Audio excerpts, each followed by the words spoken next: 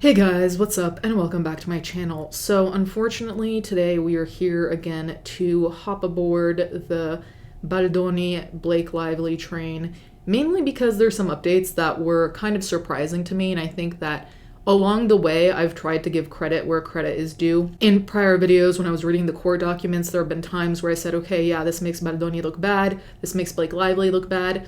Obviously, I'm leaning towards Baldoni's side, and I think that much is clear, but credit where credit is due, right? So, continuing in that vein, let's discuss some news that came across my timeline that I think is interesting considering the direction this is all going in. Also, I really love the title of this article. It's extremely shady in my opinion, and you guys know I love that. Judge rules Blake Lively's emotional distress claims against Justin Baldoni are officially dead. Imagine our collective shock. The judge overseeing the Blake Lively versus Justin Baldoni lawsuit has decided that the actress claims for emotional distress are dead. The ruling comes after a tense back and forth between the dueling sides, with Baldoni's lawyers filing a motion to compel her to turn over her medical records and Lively fighting that move. Judge Louis Lemon wrote this morning that Baldoni's motion to compel is denied based on plaintiff representation that the relevant claims will be withdrawn. Lively's request that because the parties have agreed to dismiss Miss Lively's 10th and 11th causes of action, the court exercise its inherent authority and authority under Rule 15 to dismiss them without prejudice is denied without prejudice to renewal. Parties shall stipulate whether the dismissal is with or without prejudice, or Lively shall renew her request by formal motion. For avoidance of doubt, if the claims are not dismissed, the court will preclude Lively from offering any evidence of emotional distress. In short, Judge Lemon shut down the possibility of Lively changing her mind and turning over her medical records. This is the thing about emotional distress. Now, I've thought about this for a long time also because when I was a kid, I had a weird obsession with Ally McBeal, which is hilarious because that is not a kid-friendly show. But anyway, I remember, and I'm not saying that this is like a source of education or whatever, but I do remember that even in other things that I've seen like Law & Order SVU, the burden of proof to show that you're going through emotional distress can be extremely difficult. Now, for the average Joe, probably it's a little less difficult because you can show that your psychiatrist prescribed you anti-anxiety stuff, right? Or something like very basic. The issue is when you are a celebrity and you're showing up on red carpets, you might be putting on a good face and, just trying to tough it out or whatever. At the same time, though, from an optics point of view of the average Joe like me, it's like really in the midst of all the things that you say you're struggling with, one of your priorities is being on the red carpet. And a clip went viral of her and Ryan Reynolds on the red carpet, and they seem to be all like ha ha he he, which obviously came off as fake. But it's also like, okay, so you claim to have been sexually harassed, you claim to have this emotional distress, or she did. None of your friends, like Taylor Swift, are backing you up, by the way, publicly. So nobody wants to be involved with that, which is like, in some respects, I think people just don't want to be involved in scandal. In other respects, I'm like, maybe they know something more that we don't know, and that's why they don't want to be involved, because maybe, I don't know, the allegations aren't credible. I don't know. These are all options, right? To claim emotional distress and then still make a priority of doing a red carpet for I don't know what movie and, like holding hands with your husband and giggling and stuff. It's like, okay, well, I don't know Blake Lively. So the only opinions I can make in my head, like the same way I don't know Baldoni, is based on what they show us. What she's been showing, what Ryan Reynolds has been showing, does not really add up with what they're saying. Hence, why I always go back to what I say in basically every video. Where are the publicists? Anyone in PR could have told you that, yeah. Also because Blake Lively hasn't been in like a billion fucking movies, we don't know her personality. We know what she's like as an actress, which is abysmal. But aside from that, we don't know her the way we know podcasters. And when I say no, not in a parasocial way, but I've seen you outside of an acting position, right? You might be a fake person, sure, but all the things that we know about Blake Lively, I only know because of her movies and then now what she's saying, but what she's also saying yet not backing up with her own actions. So we're already in a very odd position, let alone the fact that if the optics aren't considered, really what you're doing is shooting yourself in the foot, because all we have to judge you on is what it looks like. That's all we know. So I read the court documents. This was a couple months back now. So that's really where I like gathering my information, because it's just the facts from the court, right? There's no bias. It just always looks like it's getting worse. And the reason why I keep bringing this up is because I really do think that there are some people who try to manipulate the court system, or more than anything, try to manipulate the public's view via the court system. And I think Blake Lively is one of those people. Anyway, let me continue before I go on an even longer rant. Judge Lemon shut down the possibility of Lively changing her mind and turning over her medical records.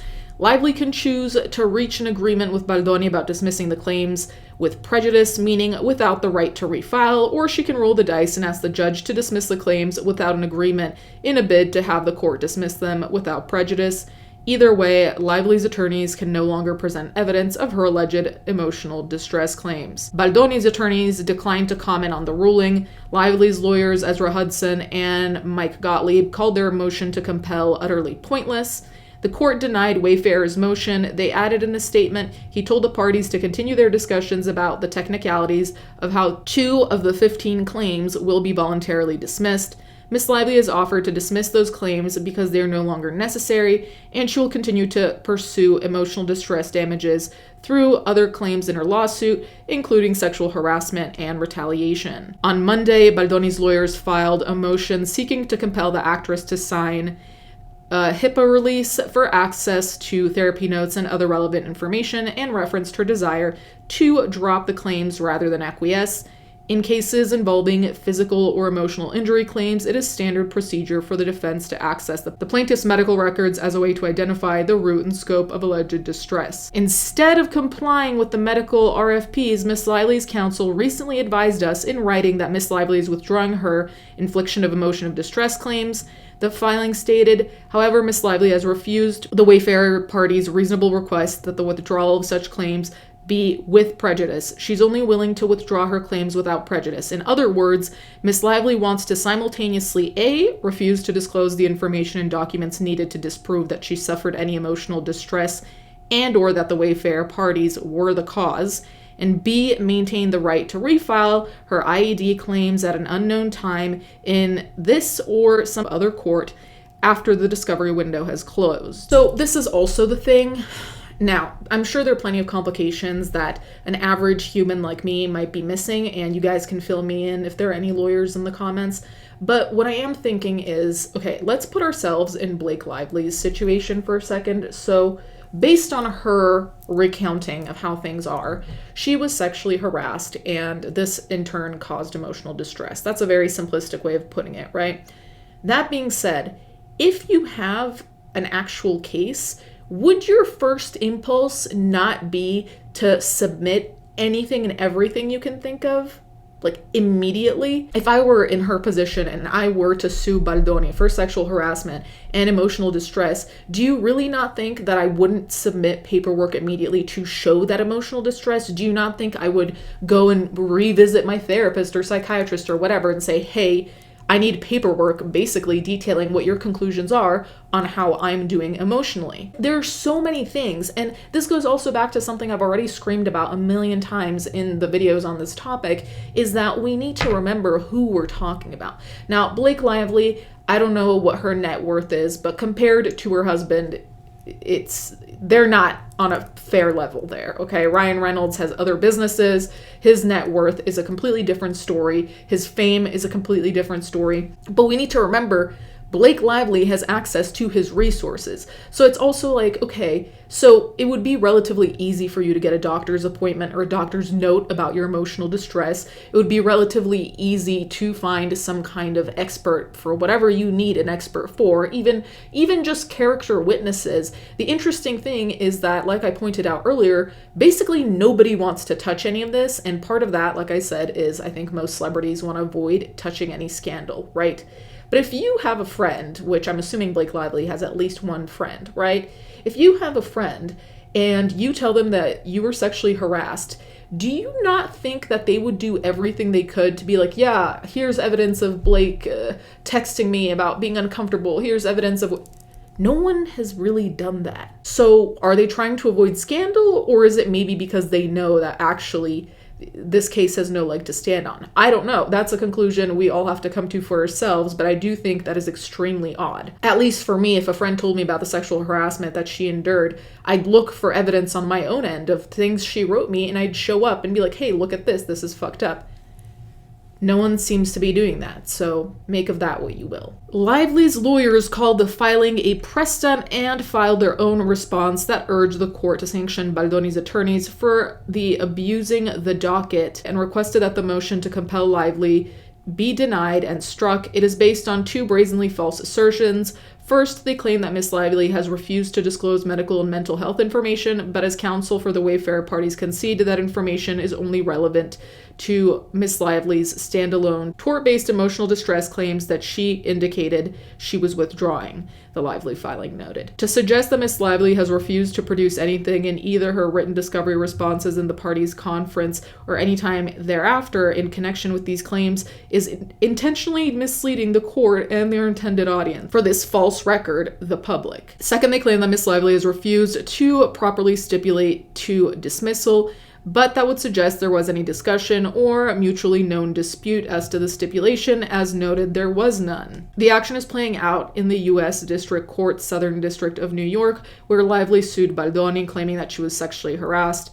And it gives a little summary. If you're here, I'm assuming you already know. If not, I'll link other videos that give more than just like a couple line summary, but this will also be linked down below. If you choose to dismiss something or take back basically any of your claims, like if you decided to take back that you suffered emotional distress, or if that's no longer a priority, I can see that being valid, right? Like if the case is going in a certain direction where you're like, you know what, I don't want to bother with the emotional distress thing, even though it occurred, I want to just focus on this, that's valid.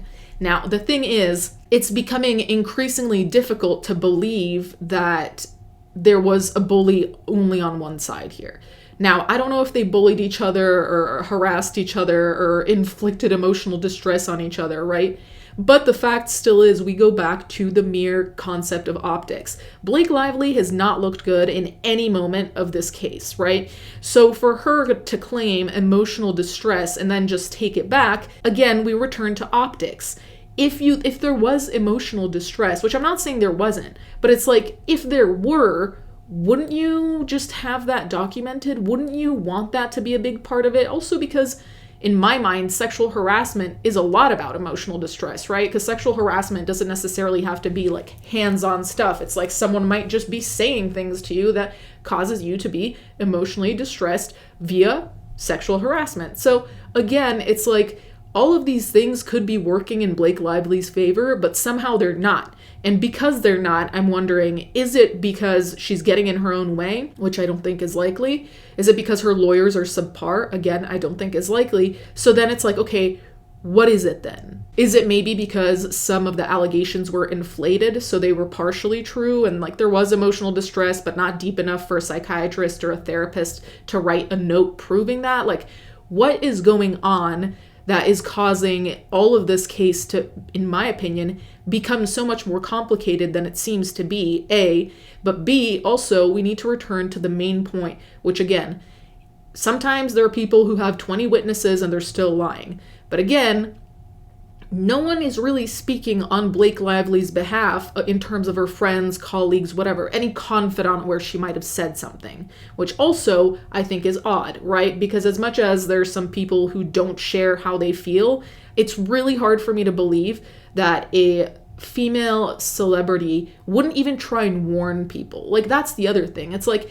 if Baldoni has sexually harassed me on the set, I would warn my friends who are in that same industry, like, hey, there was weird behavior here, by the way, like this and this happened, so just like watch out. Like, there was none of that either. Like, there was no reaction here, I think, is quote unquote normal. And granted, everyone processes things differently, but at a certain point you have to say, okay, if there was no normal reaction, you're starting to dismiss things, you're changing your story.